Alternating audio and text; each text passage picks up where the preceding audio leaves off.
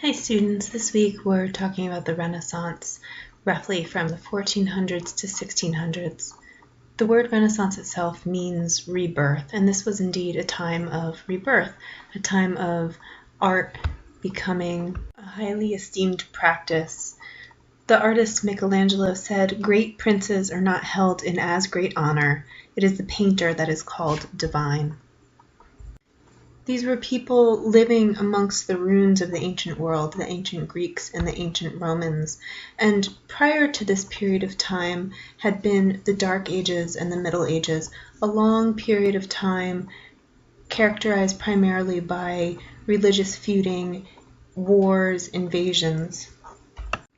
This time of calm and prosperity from the 1400s and 1600s did indeed bring the artist from someone who was a craftsperson for a purpose, creating an altar for a church, creating a portrait of a family member, to an artist that created art because it was valuable and important and exciting.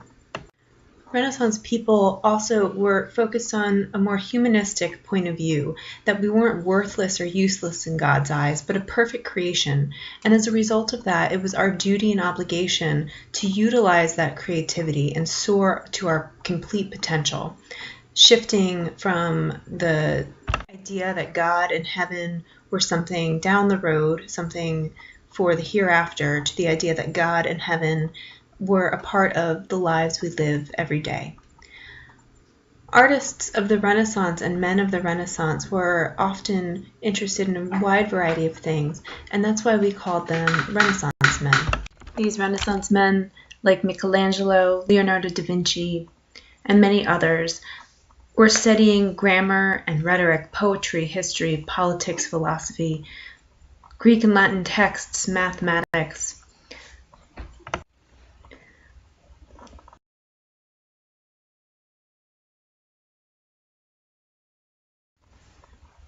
Sculptures like Laocoon had been unearthed. A great interest in excavation and restoration of these ancient sculptures came about.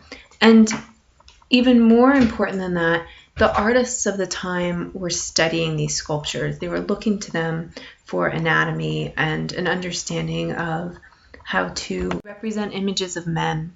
One of the things that the Renaissance artists were doing that the Greek and Roman artists did not do was the Renaissance artists were studying cadavers. So they had a very deep understanding of human anatomy, not only from the outside, excuse me, but from the inside out. And that's really important, and we'll see that. We'll see the difference. As much as Laocoon is a great example of what a strong athletic man might look like, we'll see with the Renaissance artists that they really understood every muscle, every vein underneath the skin.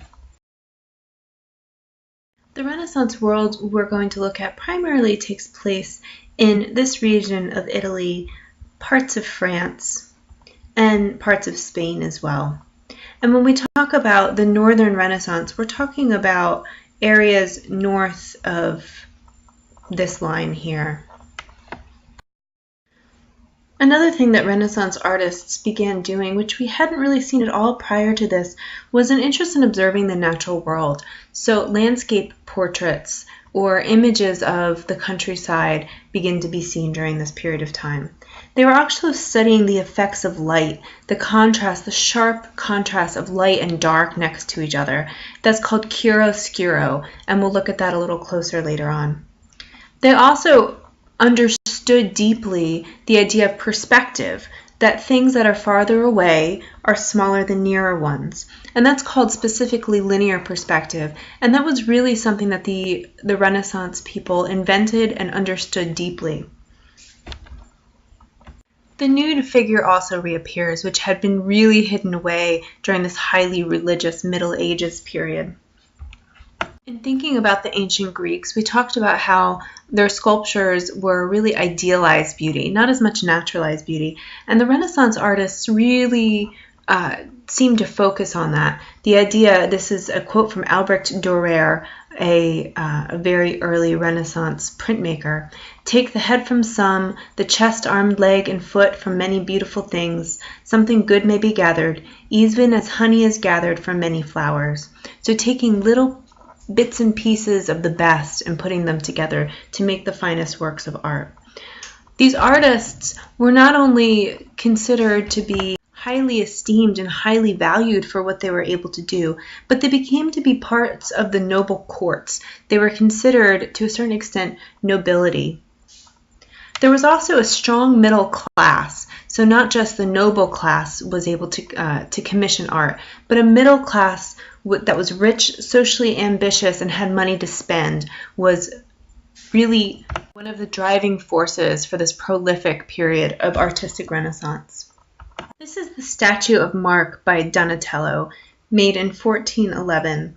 And we see a really strong focus on drapery. So not only on this figure, this person, but on the clothing. It's almost as important as the face we see clothed by the clothing. Also, I want you to notice the hands, how large they are.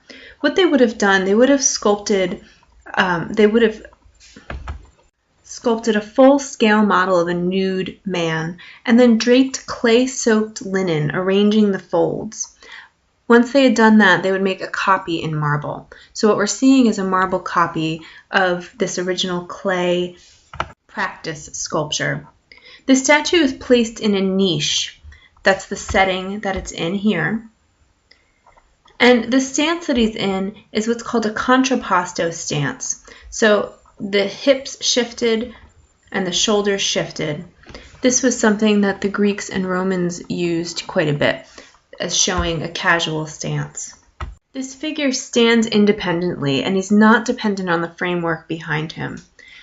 It's very similar to the Greek statues in that it's very naturalistic, but we have a sense of personality. This is a specific person, which of course the Greeks were not interested in.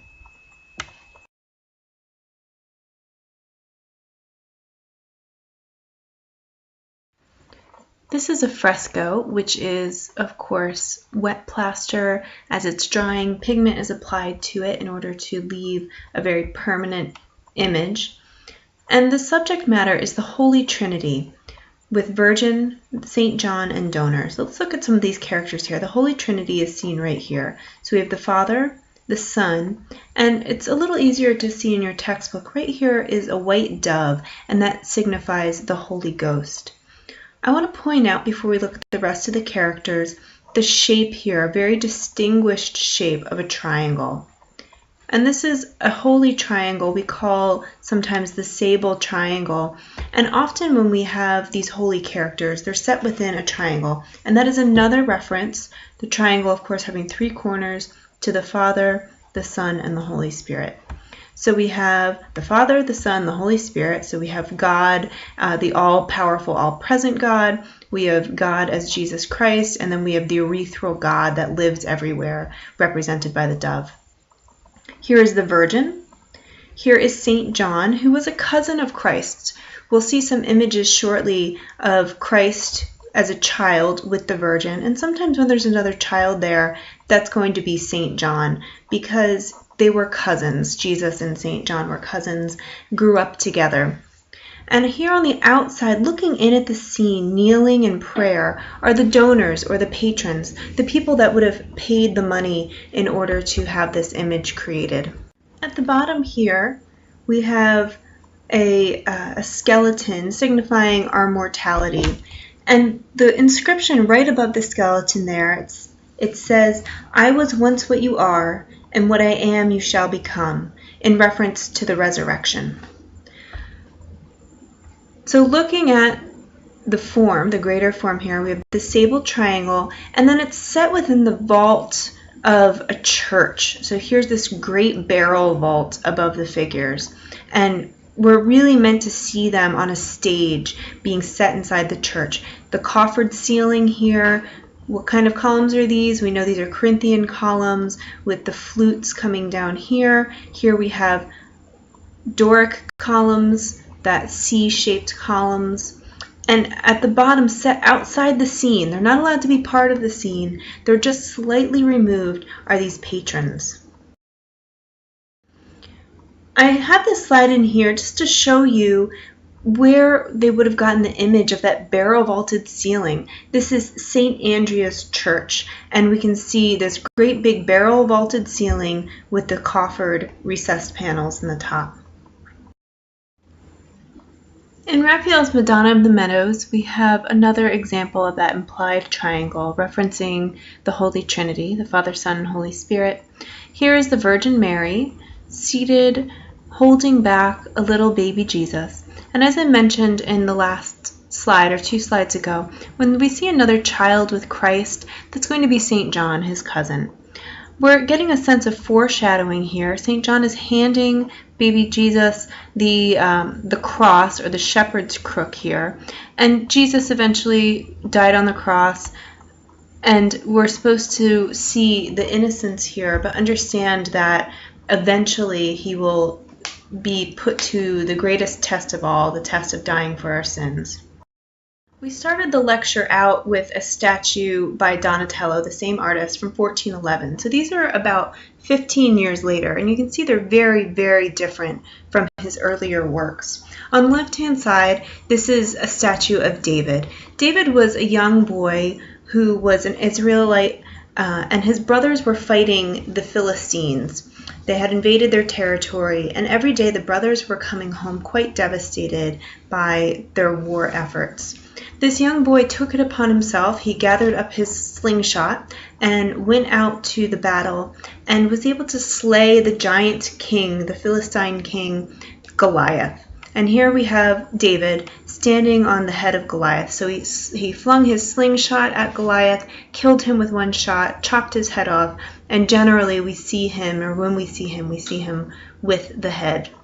On the right-hand side, this is Mary Magdalene. She is one of the Marys that is often around surrounding Christ in a lot of the Renaissance imagery. She herself was generally represented as a woman that has fallen from grace somehow. We don't know too much about her historically, but we do know that she was considered very repentant. And we see her here in a very haggard state, holding her hands in a prayer gesture, almost as if she's begging or pleading for forgiveness. Many of you recognized this image when we had our introductory lecture. This is The Birth of Venus by Botticelli. So this was made in 480. So by this time, there were several generations of Renaissance artists looking back and using the examples of Greek and Roman philosophy and ideals of beauty in order to create art. This specific piece has to do with the classical goddess of Venus. Here she is in the center. She is the goddess of love and of beauty.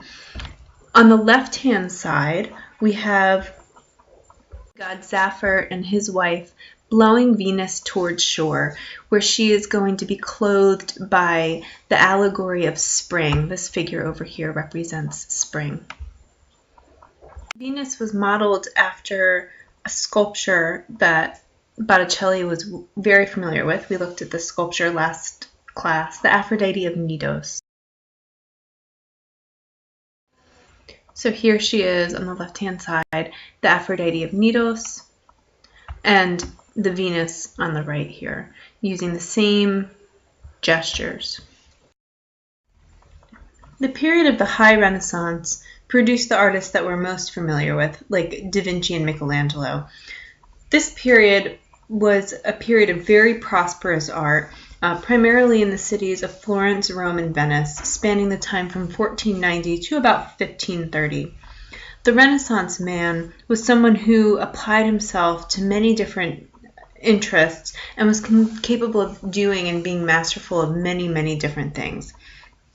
Looking at Michelangelo, for example, he was a painter, sculptor, poet, and architect. Leonardo da Vinci, a painter, inventor, sculptor, architect, engineer, scientist, musician. Da Vinci himself, this is Leonardo da Vinci's study of human proportions. He's considered still to be one of the greatest minds of all times, one of the greatest geniuses that we've ever seen. This image from one of his notebooks is an anatomical drawing of the human womb with a fetus inside, and it's considered today to still be incredibly accurate. It has very few mistakes made. Leonardo da Vinci's Madonna and Child with St. Anne. They're set in this sable triangle that we've seen, and the background here, this primordial landscape, is reminiscent of something that's supposed to make us feel like it's the beginning of time or the end of time, creation or the end of all times. The whole scene is bathed in something called the sfumato, which is a soft blending of lines. Everything has a very, very soft sense to it. These three figures, so St. Anne, the Virgin Mary, and the child Christ, and even including this little lamb here, these are all of the same lineage. So St. Anne is the Virgin Mary's mother, and then of course she is Christ's mother. The Virgin pulls back Christ from this lamb, and the lamb in Christianity represents the idea of sacrifice, so that Christ had made a sacrifice by dying for everyone's sins. So the Virgin pulls him back, saying, "Nope, not yet. It's not your time to sacrifice yourself yet," as Christ tries to, or begins to climb on top of this little lamb. All of these figures here are grounded by St. Anne, this solid woman underneath them all. So here's St. Anne and her legs, her hulking form, holding them all together. I also want you to look at these faces here. Of course, Leonardo da Vinci, the most familiar work to us would be the Mona Lisa, which we'll look at. Looking at these faces, especially St. Anne, makes us really reminds us of the Mona Lisa. And of course, here is the Mona Lisa. I'll have you watch the Khan Academy video on the Mona Lisa and the links here on YouTube. Besides the Mona Lisa, this is another of Leonardo da Vinci's very important and very influential pieces, The Last Supper. I want to start by pointing out the deep linear perspective here, everything disappearing to a vanishing point in the background. Also, the coffered ceiling, the square coffereds here. This is a fresco. Unfortunately, it was not preserved very well, which is why we can see in this image it's quite damaged and quite faded. You can see in the background this pediment over the doorway, and we're supposed to see this pediment as an implied halo around Jesus's head. It's also an image that's really supposed to help us see him as accessible. So he's sitting down casually with friends, having their Last Supper together. And most of the figures are indeed facing and engaged with Christ here in the center. He is gesturing towards the bread on the table. I'm going to post these links for you also in YouTube. These are all optional for you. These are some really great documentaries on Leonardo da Vinci. Here's Michelangelo's David, a very different David than we saw Donatello present for us. This figure is clearly a man 16 or 17 years old, not effeminate, but very strong and masculine. The figure is also 14 feet tall, so we're really meant to see the towering figure of David, the towering act that he did. He holds on his shoulder his slingshot. Notice the size of his hands here, thinking about Donatello's St. Mark that we saw at the beginning. Definitely meant to draw attention to his hands, the tools that helped him slay the behemoth Goliath. And the Renaissance artists not shrinking away from the idea of the nude, but accentuating it, even putting it up on a platform. The figure in contrapposto stance, but as our book points out, his hands and his face are at attention. So even though his body is shown to us in a relaxed and casual manner, he's at the ready for fighting this great fight that he's undertaking. Michelangelo was a passionate sculptor, but a begrudging painter. He was not at all interested in painting. We see the Sistine Chapel as one of Michelangelo's greatest works, so it's interesting that he took on this cause, as I said, begrudgingly. Pope Julius II wanted to redecorate his personal chapel, and he begged and begged Michelangelo, who outright refused to do the painting, and eventually he was ordered to do this by the Holy Pope. It took him over 4 years to do this work, where he was mostly laying or standing on a scaffolding about 68 feet above the floor. The Sistine Chapel is named for Pope Sixtus, and the construction itself, it's a vaulted ceiling which is 128 feet long by 44 feet wide. So it's a deeply intimate space, but it's also quite cavernous. The type of fresco that he did was bone fresco, so what we call true fresco. There would have been small sections of plaster, wet plaster applied, and then a cartoon applied, and his painting applied above the cartoon. So this is the exact method that was demonstrated in that video we watched earlier in the semester. He worked just inches away from the ceiling, but everything had to be articulated so that it could be viewed from 70 feet below. He used lintels and cornices to create a grid system here. So all of these architectural things you see here, these are actually all painted into the ceiling.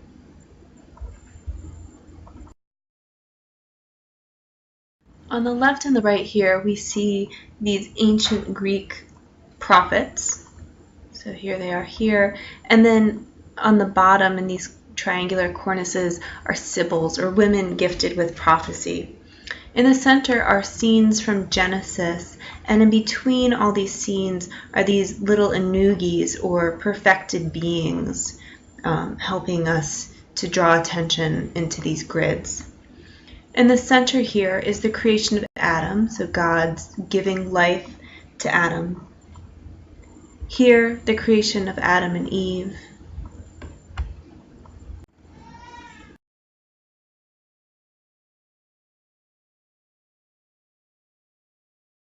As I mentioned earlier, Michelangelo was quite a reluctant painter, but one of his great passions was architecture.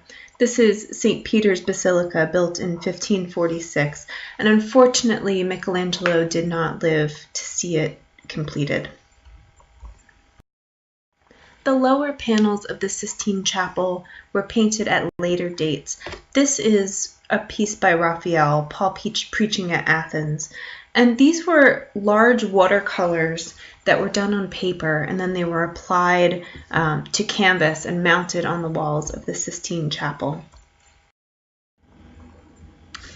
Just as Michelangelo was favored by Pope Julius II, Raphael was favored by Pope Leo, and here he is seated, shown with two of his cardinals, which were actually two of his nephews. He was a passionate collector of manuscripts, or books of religious writings from the Bible. And remember, there wasn't a printing press at this time, so each of these manuscripts would have been very labor-intensively copied. So here he's shown with one of these manuscripts, and it's important to know also that he's gesturing to the worldly splendor of the church, that the church was quite wealthy. So even though we think of religious people as being austere, taking vows of poverty, there was a great contrast to that in the world of the Roman papacy. He's shown in rich brocade, beautiful robes, fur, his collar of his sleeve here is lined in fur, and in front of him this quite beautiful gold-laden book and his gold magnifying glass in his hand. John Van Eyck is considered the father of oil painting, and even though he wasn't necessarily the first person to use oil paints, he's the one we attribute to popularizing them. This is called the Artemisia portrait from 1434, and we do believe that this is a portrait of a marriage. We have a man and a woman, both shown in their stocking feet. We can actually see his feet with no shoes on, and we see her slippers kicked off here on the left-hand side. They're shown in a bedroom, in a nuptial chamber, which could have been considered scandalous if they weren't married, but because they are married, this is a reference to fertility and fidelity. The dog here on the ground is also a reference to fidelity, dogs meaning loyalty. There's some fruit on the windowsill, all referencing to the idea of bountiful fertility. It looks to us like she might have a swollen belly, or is at least lifting her dress, gesturing to us that there will be children in this marriage. One of the great things about this piece is this in the background here, this little mirror, and we believe the reflection is the reflection of the painter himself. Looking at this, the characteristics of it and the details of it, it's incredibly detailed, incredibly elaborate, very rich texture to the clothing, to their skin. Looking at this chandelier, very, very fine detail. The light coming in the window, this little screen here, maybe possibly stained glass or just a wooden cutout screen. The hair on the dog, the carpet, everything is quite beautifully articulated. We mentioned that the Renaissance artists began to focus on landscape as subject. And we see that here, even though there's these figures, 1, 2, 3 figures here in the foreground, the large majority of the painting is taken up by the background. And really what our eye is drawn to is this unfolding of a storm happening in the sky. So we see the landscape constructed first, and then the figures were placed inside of it. It's really about the approaching storm, really about the vegetation, nature dominant, not human dominant. Giorgione was a student of Bellini, and we see Bellini's La Pietà here. Again, we have a strong focus on background here, but we do see and know very clearly that the subject matter of this is the Virgin Mary and her son Christ here. The Pietà is very different from other scenes we see the Virgin holding Christ. Normally when the Christ is in the Virgin's lap, he's shown as a child, very angelic, or sometimes what we call a homunculus, which is when Christ is as small as a child but really has the face and the characteristics of a full-grown man. Here, the Virgin Mary is holding a full-grown man displayed as Christ, and this is after he comes down off the cross. And we know this because we can see his stigmatic wounds here. Those are wounds from the spikes being driven through his hand, the sore in his side from being pierced with the spear, and the crown of thorns on his head. To their right, our left, there's this tree that you can see was once a great tree, but has now been chopped down, devastated. And we see that reflected here again in the lifeless body of Christ. Right behind them, there's some green, but then there's this really vast landscape that's relatively devoid of color and quite stark. Looks like a very stark village.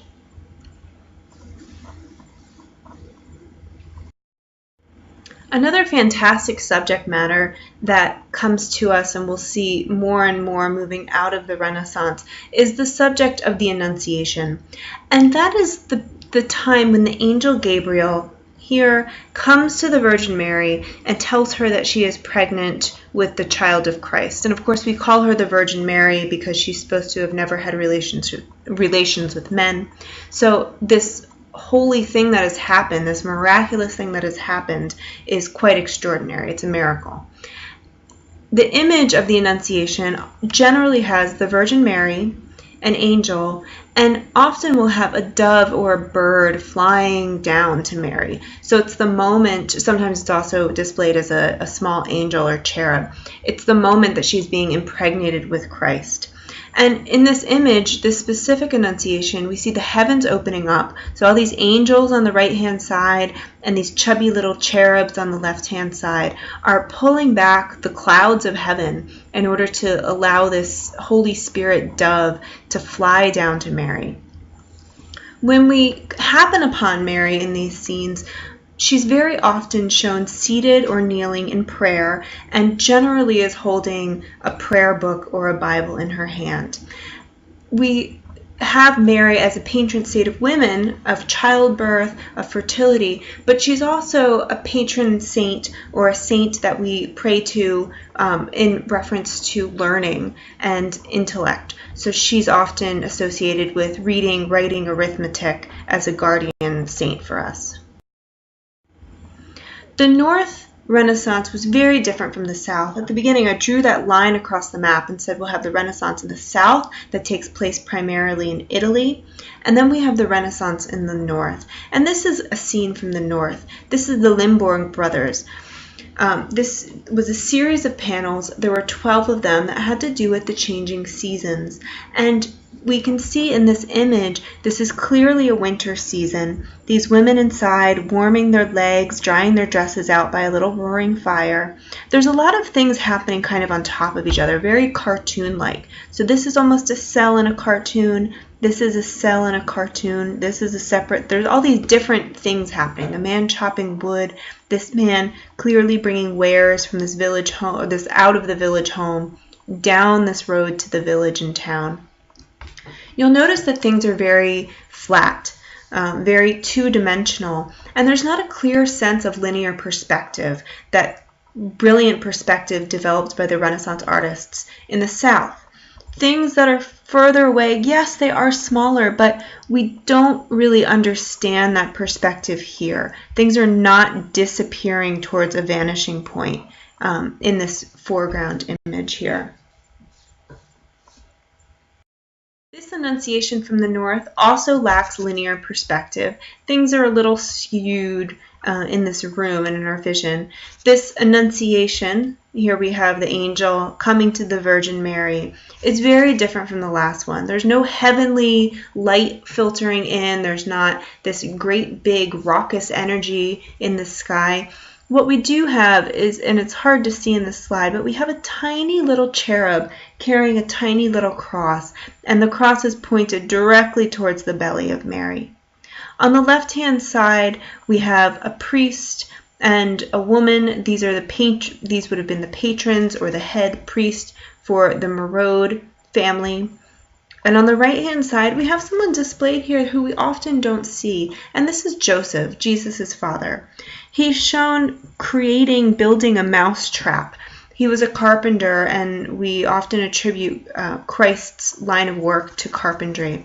And here his father is shown with his carpentry tools creating the mouse trap. And of course, the mouse or a rat or vermin, they're a symbol for unholy things, dirty things, and that Joseph, is helping to entrap the devil or entrap negative energy, negative things.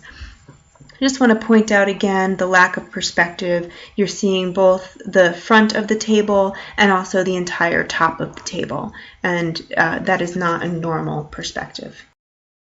Here's a detailed image of that little angel flying the cross towards the Virgin Mary. Roger van der Weyding's piece, Luke Drawing the Virgin, is a very different image of the Virgin Mary than we've seen before. We have her nursing her child, providing nourishment for her child, and in the background here we have two people, and we can assume that those are the patrons. Those are the people that would have commissioned this piece of art. On the right-hand side, Luke drawing this image of the Virgin. She's set against this backdrop, almost like a photography backdrop for us. I want to just look really deeply at the different textures that we have here. There's so much happening in the folds of her dress, the brocade and the shimmering satin here, the floor incredibly detailed, his cloak incredibly detailed. This is really an incredible attention to texture in this image. Looking at this backdrop and this little window here. The background is not important. Clearly what we're supposed to be focused on are these two figures in the foreground. The Isenheim Altarpiece, this really grotesque vision of Christ's crucifixion, was displayed in a place that was a hospital for the people that had skin ailments, so people that had syphilis or other awful diseases. And that's one of the reasons we think that Christ was displayed so horribly, such a wretched body motion here with his hands. He was supposed to show us that you can overcome endurable pain. John the Baptist here on the right-hand side, Christ's left, points to Christ in a gesture of hopefulness. He's not as devastated as we see the Virgin Mary here and Mary Magdalene here. I want to point out on the bottom here, we have this little lamb, the sacrificial lamb, holding the cross of Christ. Again, standing with St. John, really showing us that there's hope for resurrection of Christ. This is one in a series of works that Peter Bruegel the Elder did. This is called Harvesting. And the next slide we'll look at is called Hunters in the Snow. That's the one that's in your textbook. These are pastoral scenes, everyday scenes of people working and enjoying at sometimes leisure, like we'll see in the hunter scene in the next slide. But here, these are people that have worked a long, hard day and are taking some relaxation in the shade, eating food and enjoying company. Unlike the Renaissance in the South, which was focused on energy, on religious iconography, on the revival of Greek and Roman ideals and vision, on anatomy, here we're seeing a deeper focus on the everyday, the working man, the slow, quiet moments of life. And here is the Hunters in the Snow, or sometimes called Return of the Hunters. And the background is very important here. It fills up most of the vision. We see people in leisure activities here, skating on a pond, ice fishing, these men leaving with their dogs, people working over an open forge here. This is a quiet, everyday moment. The birds are still. The sky is still. Moving back south to Italy, we're going to talk briefly about a style that happened in the late Renaissance called Mannerism. It was really illogical and stylized and was a reaction against the order and balance of the High Renaissance. But it was also founded on its principles. Its principles of linear perspective, of using Greek and Roman allegories for subject matters. This piece is called Allegory. It's by Bronzino and was made in 1545. An allegory, or the idea of an allegory, is a story. So with that as its title, we should be able to decode the meaning. But the meaning is lost to us, whether there was a meaning for us to have and it's been lost, or it was a play on words by calling it allegory. We have Venus here, and Cupid here.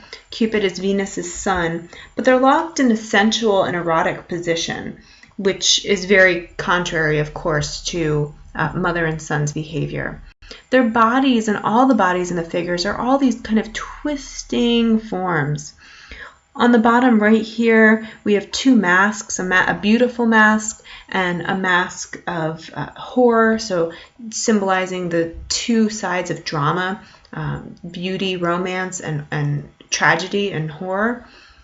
With this figure pouring out of the top of the frame here with a hint of a wing behind him. And we're not sure who he is, but he definitely has that God in the sky look to him. This figure on the left-hand side here, holding her head in agony, a dove on the bottom.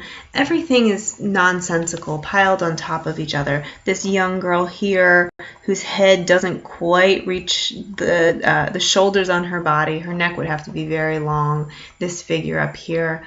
Things are just piled and strained.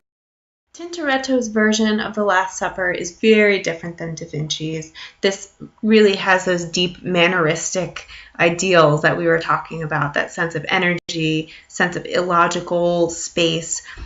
We have, just as we did in that Annunciation, we have these angels, or these hints of angels, pouring out of heaven. I want to point out this coffered ceiling here on the top, these heavy columns in the background, kind of ghosts lingering at the corner. Here's the table that the Last Supper is happening at. Christ with his halo projecting out into the room, and all of his disciples seated here.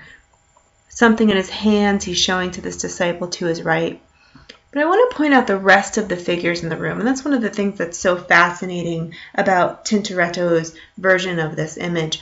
They're all engaged in something else. They don't really notice this heavenly thing happening, which really reinforces for us that this was really a tender everyday moment between Christ and his disciples. The 17th and 18th century, or the 1600s and 1700s, were often called the Age of Kings, as there were several very strong, long-lived kings in several regions of the world. This was also the same period of colonial settlement, so that's important to remember, that in America, Dutch, English, and French colonies had been established, and the first successful colony that we had here in North America was in Jamestown, Virginia in 1607. Just as the Renaissance stressed calm and reason, the Baroque was, in sharp contrast, very emotional, energetic, dynamic, and full of movement. Colors were more vivid, and that idea of chiaroscuro, or the contrast between light and dark, became even more apparent during this period of time. The architecture was not simple, but highly ornamented, as rich and complex as possible. And often we think of this period of time, the Baroque, as a very dramatic period of time and theatrical period of time. And we can even see that here, looking at this sculpture by Bernini. This is called Saint Teresa in Ecstasy. It's really set up on a stage for us. We see Saint Teresa here in the middle. And we're going to look at a close-up of this on the next slide. But I just want to show you the bigger perspective here. Saint Teresa and this angel that we'll talk about. And the viewer would walk up to it, and it would be elevated above us. And not only elevated, but she's floating on clouds. If we look at the scene as a whole, it's not just this small sculpture by Bernini, it's this great big raucous scene that's happening. If we look up top here, these angels are pouring out of the ceiling. So rather than just having this mural on this little dome here in the ceiling, the angels are pouring into the room, and that's even happening further up here. The architecture itself, everything is highly, highly ornamented, highly decorated, very colorful, lots of different types of stone set next to each other, different colors of paint. So looking closer at this, Saint Teresa was a Spanish mystic. She was the founder of a strict order of nuns, and she was really an important figure in the Counter-Reformation, a movement against the Catholic Church. She claimed to have received religious trances and had visions of both heaven and of hell and of angels. I'm going to read to you an account that she had given about this specific experience that we're seeing here. So this is a specific trance that St. Teresa went into that we're observing, or that was recreated by Bernini. Beside me on the left-hand side appeared an angel in bodily form, such as I am not in the habit of seeing except very rarely.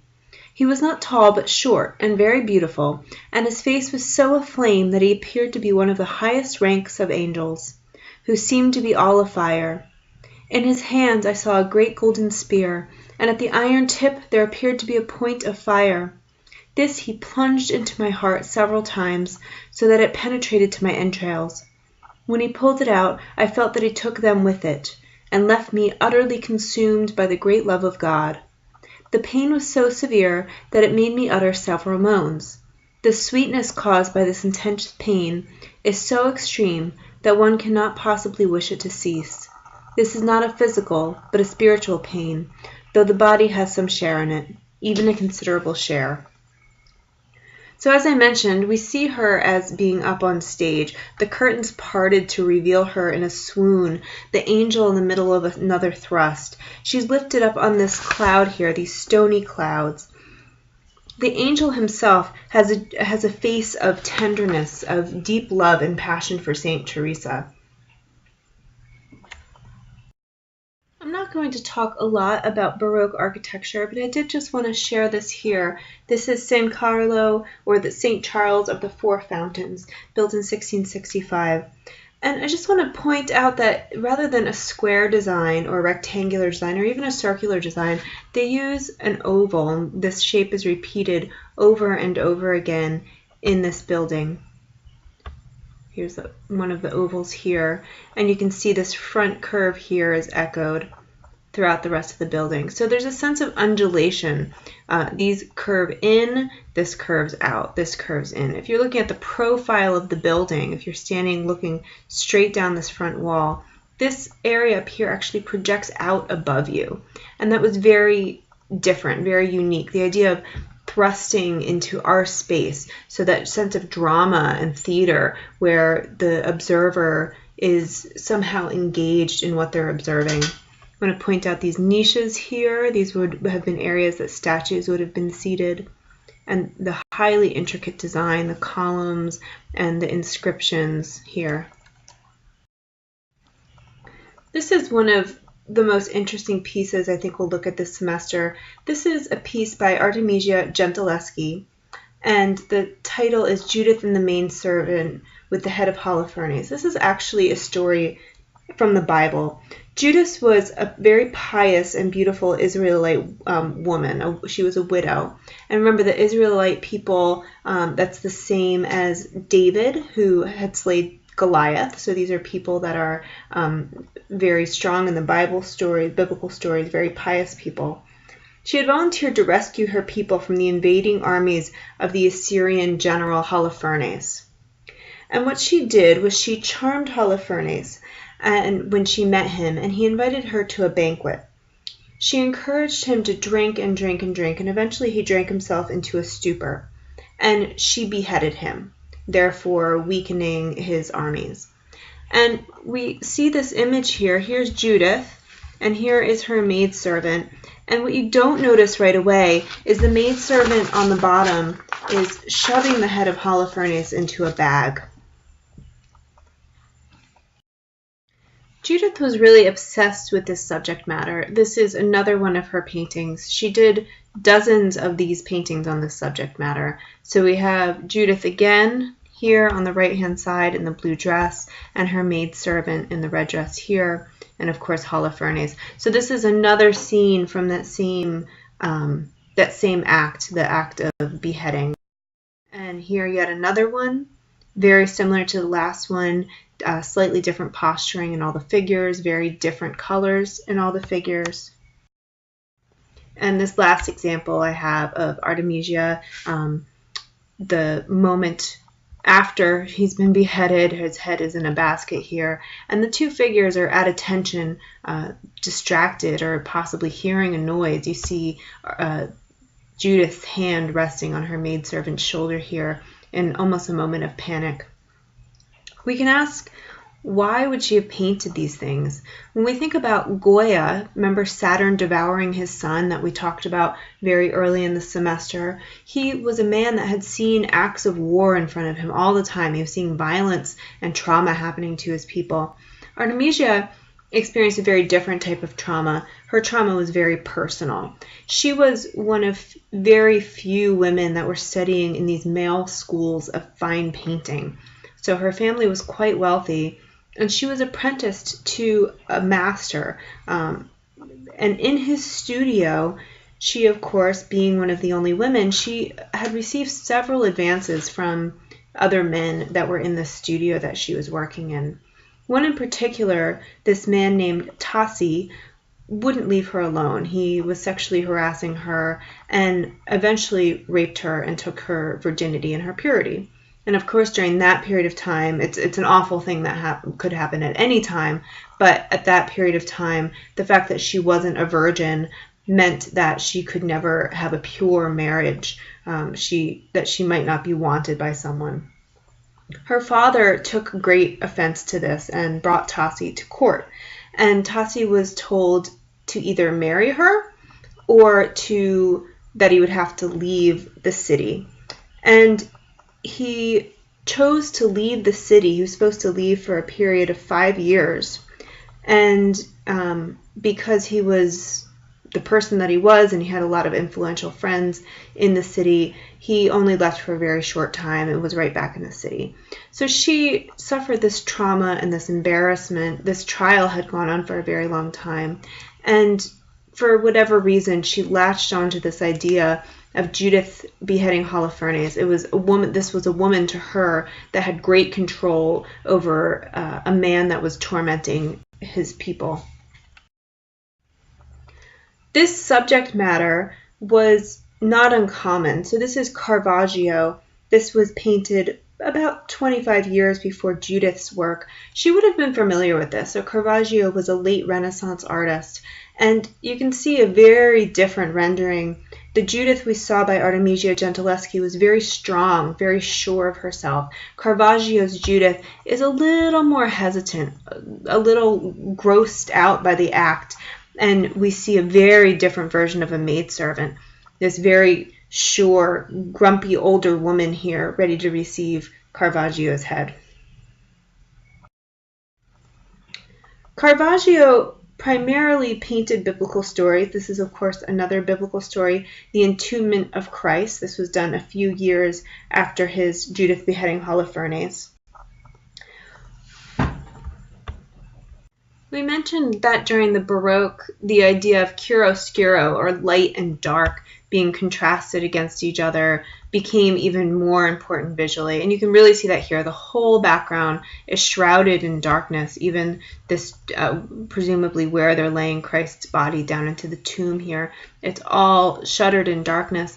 And then the figures themselves, especially the body of Christ, are completely lit up. The figures we see, as we mentioned, this is Christ here. On the left-hand side, this is a very young St. John, and legacy to us is that Christ died in his early 30s, so St. John would have been a similar age. On the right here is the Jewish leader Nicodemus, and we often today think of Christianity and Judaism being in stark opposition to each other, but during the period of time, Christianity grew out of Judaism. Judaism was the predominant faith, and of course Christ was born a Jew, and so the idea that the Jewish leader would be supporting Christ here, it wouldn't have been uncommon during that time. On the top here we have the three Marys. On the left hand side, the older Virgin Mary, Christ's mother. In the middle, Mary Magdalene, who we saw very briefly last week in our lecture in Donatello's sculpture of her. And on the right-hand side, this is Mary Cleophas, who was believed to be the Virgin Mary's cousin. This very typical, very energetic Baroque piece that we have here, this is the Raising of the Cross by Peter Paul Rubens. So we talked about how dramatic the Baroque work was, how teeming with energy on stage it was, and we really see that here. Even the trees in the background have this really sharp energy to them. When we look at all of these figures, first we have this great S, this great energetic swoop of a movement. We also have a really sharp vertical thing happening. We mentioned early in the semester how vertical movements were often more energizing movements versus horizontal movements that would be a lot more calming. So we have this really sharp vertical movement. Christ is moving up, up, up, up, up. And all of these bodies, they are straining and pulling. And you can imagine that putting one body up on a cross, of course it would be a heavy burden to bear, but we have 1, 2, 3, 4, 5, 6, 7, 8, 9 men working on this. And they are really all putting their back into it.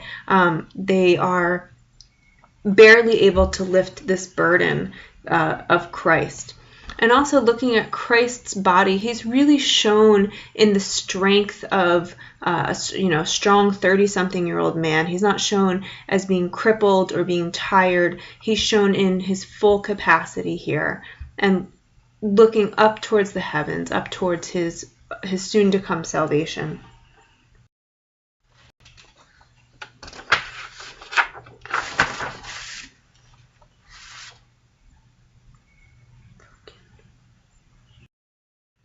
I really like this piece. When we've seen landscapes, large landscapes like this, the primary focus has been on the background, but what we actually are asked to focus on here is the story of this figure in the front. This is the widow of a famous Athenian general named Phocine from the 4th century in Rome. He was unjustly accused of treason. So her husband, this woman's husband, was accused of treason and was sentenced to death. And because he was accused of treason, he wasn't allowed to have a ceremonial burial. He wasn't allowed to have the the right rituals performed with his body and his bones. And they just left his ashes right outside of the city. So you see this little city in the background with this Acropolis, a temple right here, basilica on the left here. So his wife, rather than letting him stay there and risking everything, she herself could be put to death for this action, she went and she gathered his ashes. Her act was so much admired by the Roman philosophers who taught that virtue was good and vice evil, that this became a great tale of doing the right thing no matter what the consequences were. This is the Louvre, which now is the largest museum in the world. This is in Paris, France. And it was begun to be built by King Louis XIV during this period of time. Louis XIV was huge on ritual and pomp and circumstance. He reigned for a very long time, 72 years, and we mentioned that this was the age of kings, the age that kings were reigning for long periods of time. He made France an artistic and literary center of Europe, and he had a very strong and far-reaching political presence. One of the things that he did, for talking about his pomp and circumstance, in the morning, every single morning, the whole court, so all the people, the ladies and gentlemen of his court, came to his room to wake him up, and in the evening, they all came to see him to bed. And they called that the lever, the waking up, and the coucher, the going to bed. Another palace built during this period of time is the Palace of Versailles, and we are looking here at the Hall of Mirrors with all of its deep, rich Baroque components to it. These figures in the ceiling kind of pouring into the room. We can see that some of these gold figures here are extensions of the molding, and these large niches with these wonderful statues in it. Unfortunately, during this period of time, the poor people were getting poorer and the rich were getting richer, and there was beginning to be some stirrings of discontent that we'll see build into the late 17th century and result in the French Revolution. Velázquez was one of the court painters for King Louis, and this piece is called The Maids of Honor. And the main focus of the painting is this young woman here. This is the Infantanta, or the little princess. Here's Velázquez on the left, and he is painting on a large canvas. And just like later, Van Gogh, we saw the image of Van Gogh where he was doing a self-portrait of himself, very similar to this. It showed Van Gogh painting himself. We have Velázquez doing a painting, and in the background here, we have what looks to be a mirror. You can see this is a painting, this is a painting, this is a painting. This frame has a very different quality to it. And one of the thoughts is that he's actually painting a portrait of the king and queen, who are standing where we are right now. So he's looking out at them. And these were just attendants in the room while this was happening. So he is playing a little bit with some visual trickery that possibly he's painting what we're seeing reflected in the mirror, but he's actually painting this painting that we're looking at here with the Infantanta in it. Much of what we've seen so far in the Renaissance and the Baroque took place in France, Italy, and Spain. And here we're going to leave Spain, France, and Italy and head to the north where Protestantism reigned. The outward displays of ornamentation and religion that we had seen so strongly, especially in this Baroque, this teeming energy of allegory that we saw, are really frowned upon here. And their imagery that we're going to look at in the next few slides is a lot more restrained. Rembrandt, who we are looking at here, his teacher studied with Caravaggio. So we do have all the skills of the Italian painters and all the dramatic lighting that was invented by them, but all the images are a lot more restrained and based in the values of the Northern Protestants. This group that we're looking at is a group of elite militia. So these were all important men in a town. They all would have belonged to one of these. It's like what we have now as a neighborhood watch. So they all belonged to this elite militia. And rather than having an individual portrait or people all lined up, this was kind of a new way to do a portrait. There was an event happening or a lot of action happening. So in this group here, we have a lot of different figures, and presumably the most important figures are the ones that are lit up for us in the front, the ones that are most easily observed and witnessed to us. In looking at the background here, we can see a lot of detail, a heavy barrel vaulted ceiling, a great big mirror here, beautiful moldings in the background, but it's not as important. These figures are who are important. And presumably everyone would have contributed some money for this portrait to be painted, and maybe the people that are a little diminished in the background might not have contributed as much money. Judith Leyster's piece, The Cruising Couple, is meant to give us a bit of a lesson. It's a reminder that we're not to be led astray by getting caught up in a life of pleasure. So this, again, would have fallen under these Northern Protestant values. This is a woman here, thought to probably be a self-portrait or based on what Judith Leyster would have looked like. Unlike the men that were painting at the same time, she wouldn't have had access to models the same way. She would have worked with what she had, and of course that would have been a mirror and using herself as much as possible. And on the right-hand side, she's feeding this man here wine, and we're meant to see him as being kind of sloppy drunk, loosely playing this violin or fiddle. This period of time in the North was a really beautiful time for landscape painting. And in this image, the artist is highlighting the contrast between land and human existence. The sky clouds billowing out here, and really a focus on the heavens filling up most of the frame, a place that people can never go and can never tame. We have this really soft, horizontal, very calm countryside here with just a little reminder of what we're all supposed to be focusing on, and that is, of course, our spiritual practices. So that's put right in the middle here for us.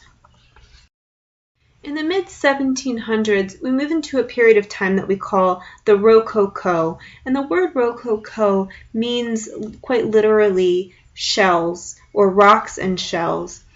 This mirror room that we're looking at was in a pretty normal-sized home, so not a big elaborate palace like we saw the mirror room in the Palace of Versailles.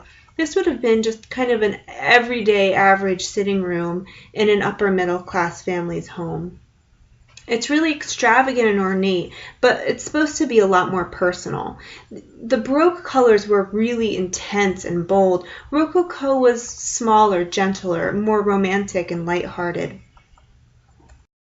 This image is one from a series called The Pursuit from the Prophets of Love by Frangard.